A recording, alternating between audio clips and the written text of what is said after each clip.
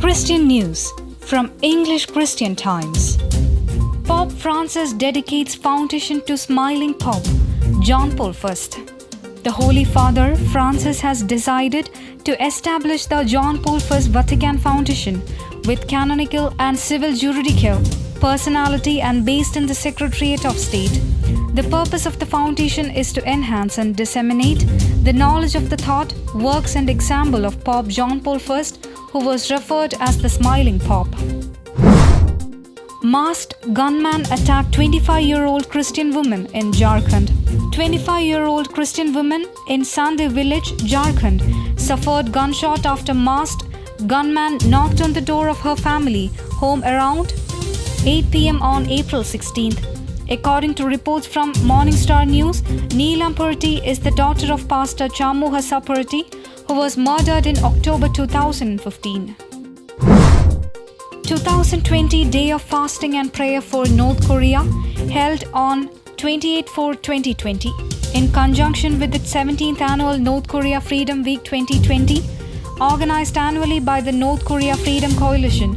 This year, the Day of Fasting and Prayer was held on April 28th. On the annual events website, it says, while there have been many prayer vigils and services focused on North Korea, we believe that not just prayer, but also fasting is necessary to combat the evil that reigns over the people of North Korea, to appeal to heaven for their freedom from the Kim family's tyranny.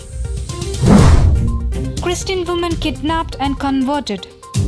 An Egyptian Christian woman, Rania Abd al-Mazah, was kidnapped on April 23rd by two veiled women in Monufia Governorate. A video began circulating 3 days later of Rania announcing that she has converted to Islam.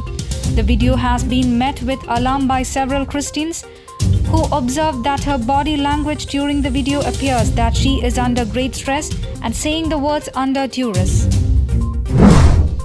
California legislature likely to skip controversial abortion parental consent bills.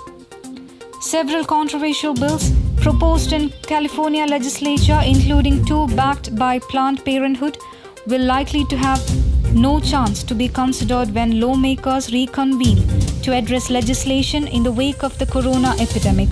Legislation expected to stall includes a proposal to eliminate co-pays and deductibles for abortion, a proposal to require insurance companies to hide sensitive procedures from parents, and a requirement to ensure foster children as young as 10 are told of their legal right to abortion and to birth control. Vancouver Archbishop donates to coronavirus vaccine research. Archbishop Michael Miller of Vancouver has announced that he is donating to the University of British Columbia's research towards COVID-19 vaccine. May the search for COVID-19 solutions also be a moment of solidarity, of collaboration, and of growing together as a visible sign to the world of the healing and reconciliation so needed right now, Archbishop Miller said April 27th, as reported by the BC Catholic. United States Religious Freedom Commission highlights India in annual report. Abuse of Muslims, Christians and other minorities in India drew the attention of a federal religious freedom watchdog in its annual report. India took a sharp downturn in 2019, concluded the 2020 annual report of the US Commission on International Religious Freedom. USCIRF is a bipartisan federal commission that studies religious persecution and adverse circumstances facing religious minorities around the world and makes policy recommendations to the State Department. India's Hindu nationalist BJP party won elections in 2017 and again in 2019 to gain a majority in the national legislature.